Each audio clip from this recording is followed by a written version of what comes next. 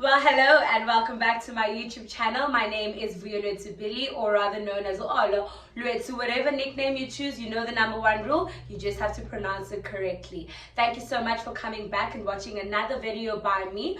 Today we're doing something a little bit different. People have been asking me about information about my recent trip, which I was supposed to go to Mozambique. However, if you watched the previous video, you'll know what I'm talking about. I ended up not going, but people have been asking me information about like traveling during COVID and how I got to be able to get the trip organized. So I just wanted to make sure that I create this video instead of answering people separately, and just make this a point of reference for anybody who may need this information in the future. So without further ado, let's get right into it. Alright, so before we get right into it, don't forget to subscribe to my channel, because I mean, you're here and the agreement here is that I make content and you subscribe, like the videos, and you comment down below. So that is exactly what you're about to do. And before I get into it, go do it now. Yes, you. You. I'm talking to you right there. Alrighty. So the simple information that will be shared on this video is if whether or not I used an agency or I plan everything separately myself. 2, roughly how much you need to budget. 3, what you need in order to travel internationally, well, into Mozambique, as well as any other helpful tips that you would need to just keep in mind and remember.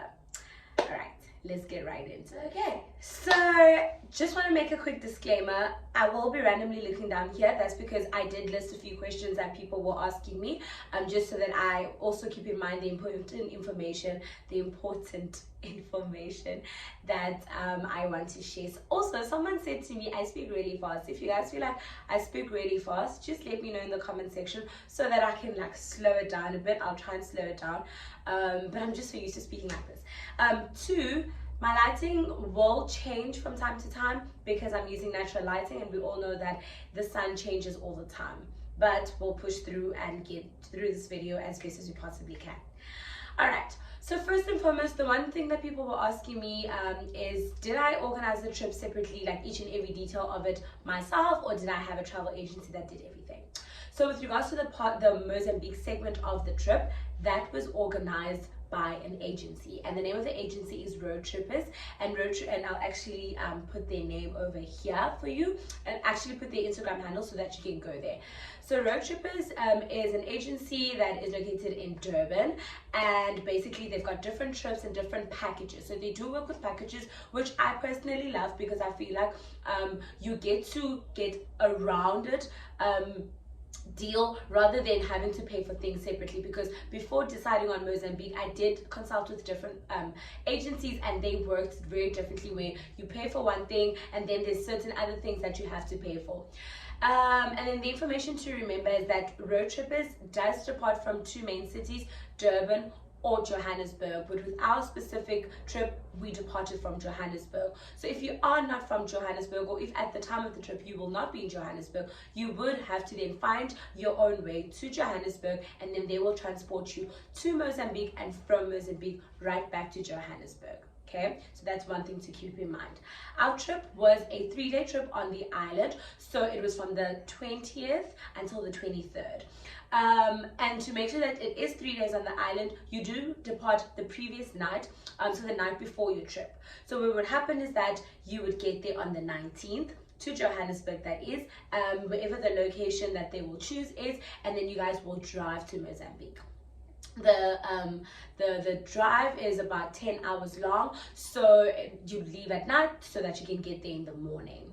All right, so that is something to keep in mind. My package the package I went for was 5,000 rand, and it being 5,000 rand, so basically it does include breakfast for all days, and then any other meals outside of breakfast you would have to pay for yourself, as well as the alcohol beverages that you would be consuming throughout the weekend, right? Cool.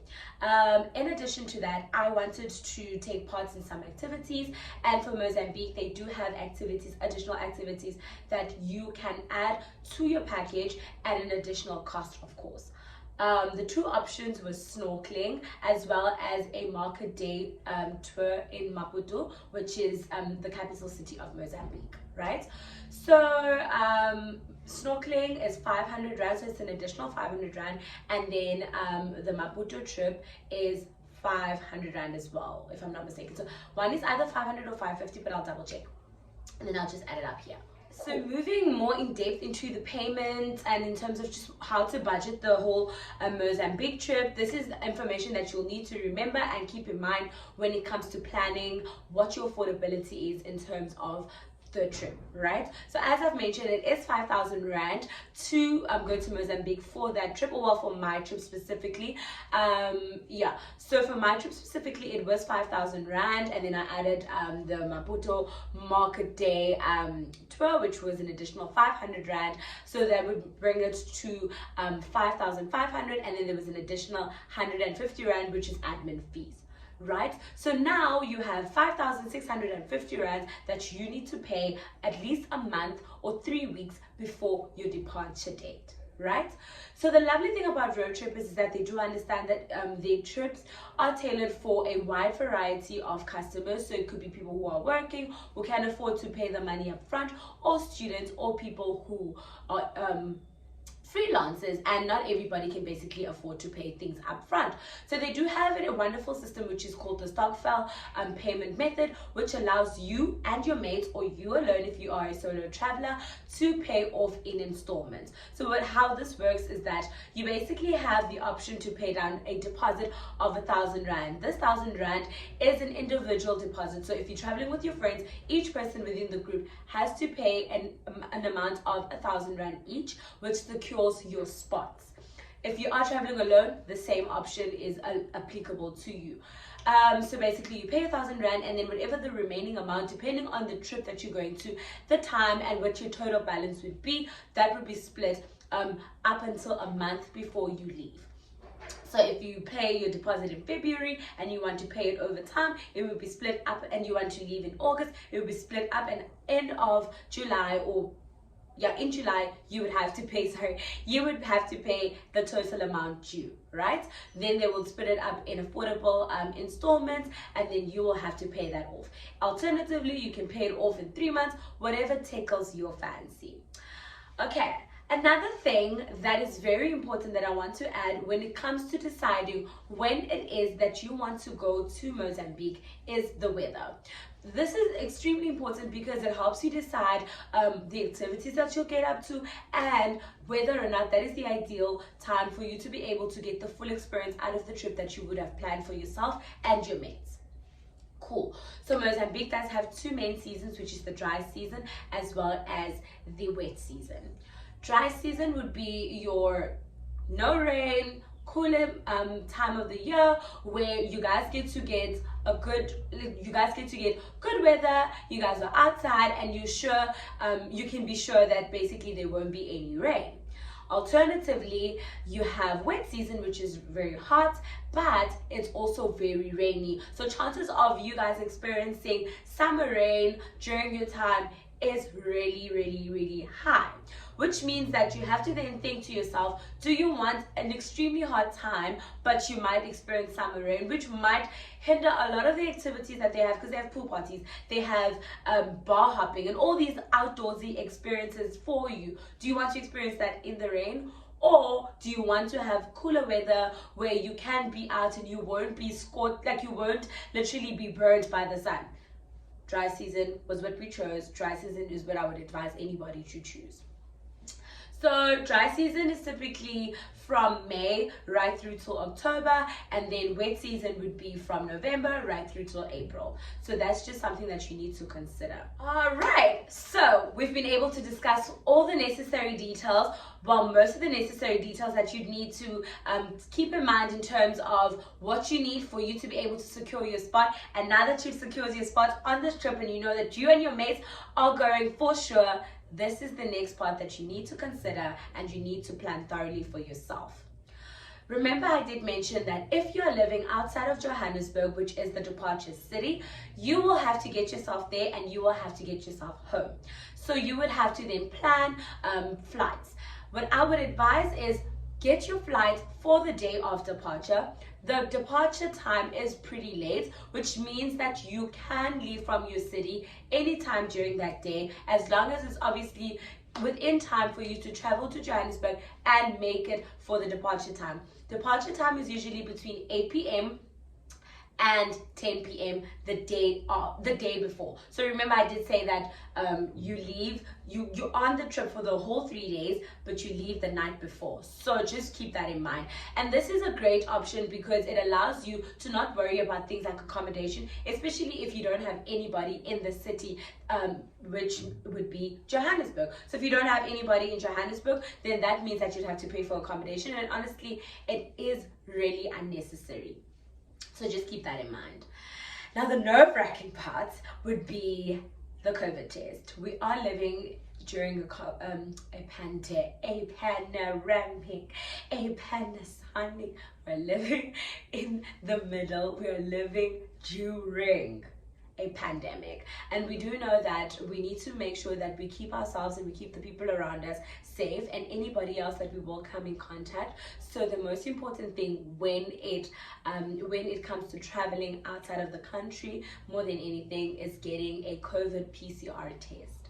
So the PCR test is what you need for you to be able to travel out of the country. So road trippers, they mainly would recommend that you use either Lancet Laboratories or you would use Ampath.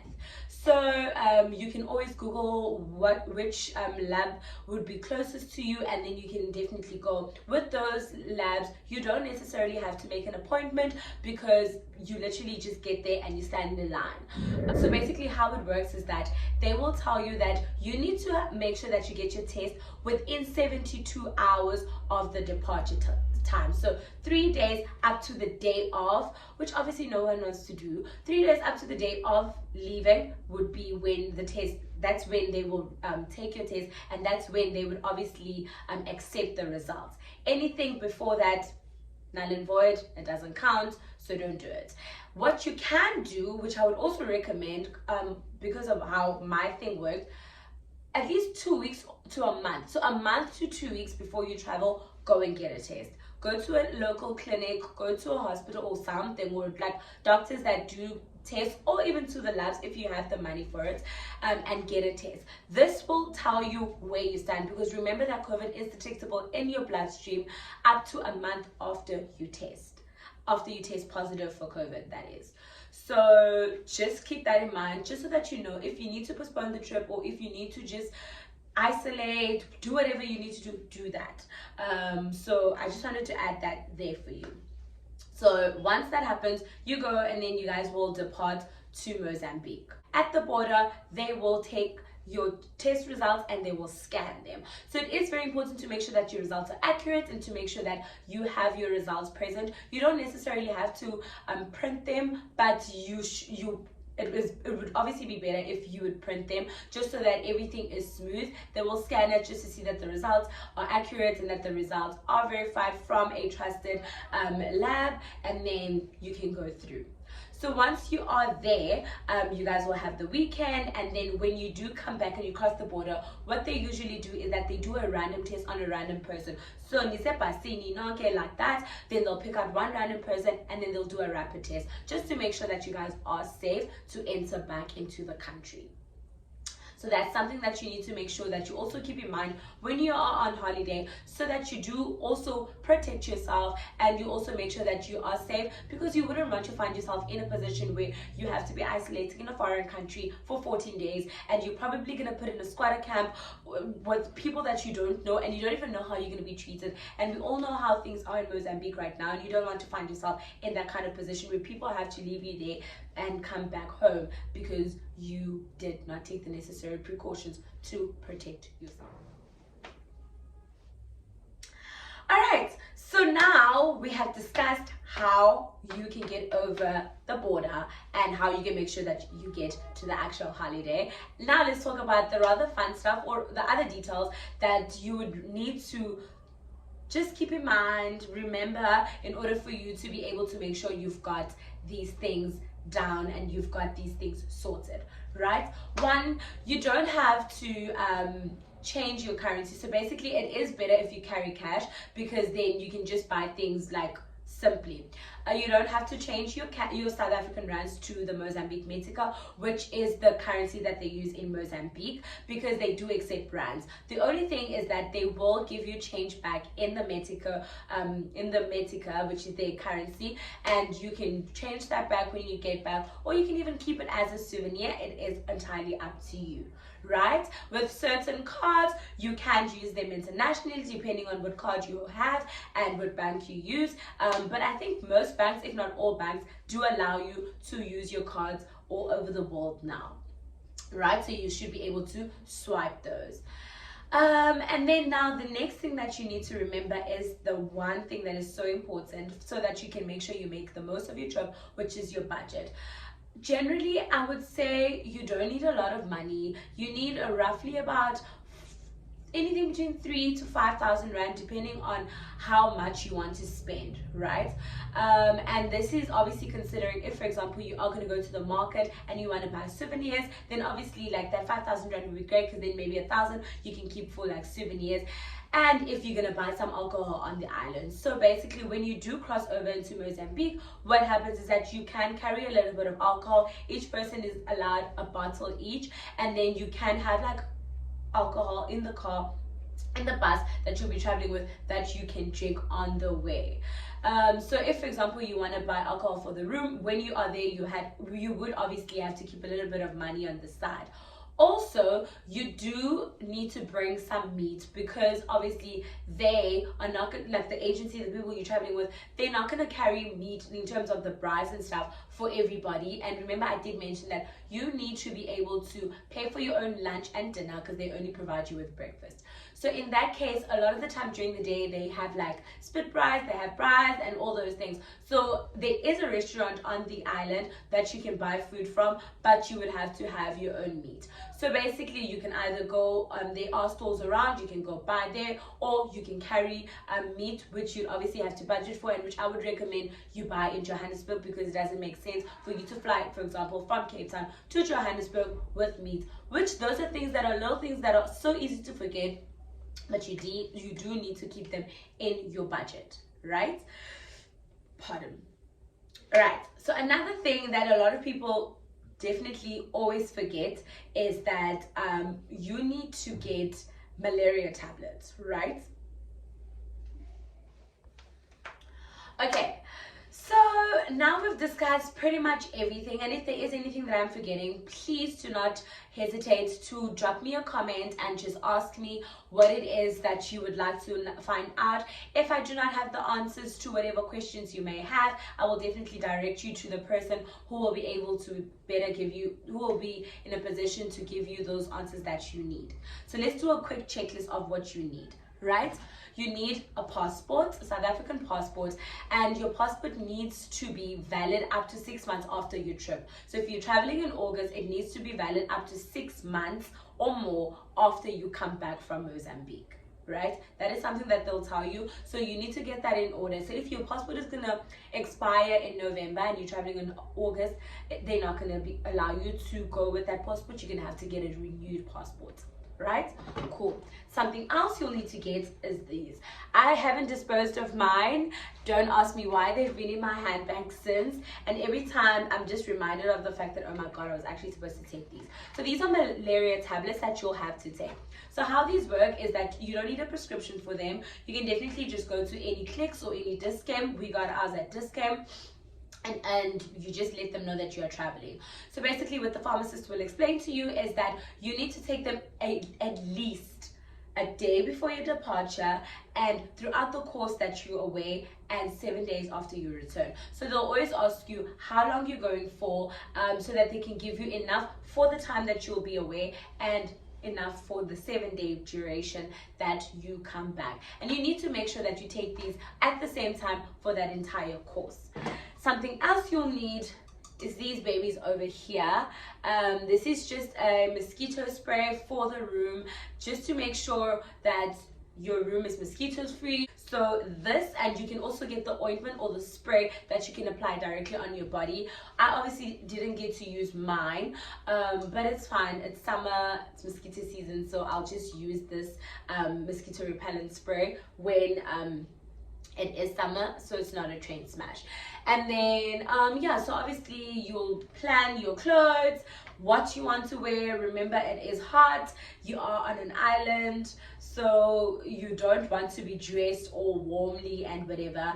And you also have to remember that you have to have comfortable clothes, because you will be in a bus traveling. Yes, it's a Lux bus, but you'll be traveling for like 10 hours, so you want to be comfortable, and you want to make sure that you get snacks and you get food for the room as well as for the road. I think that brings us to the end of our video.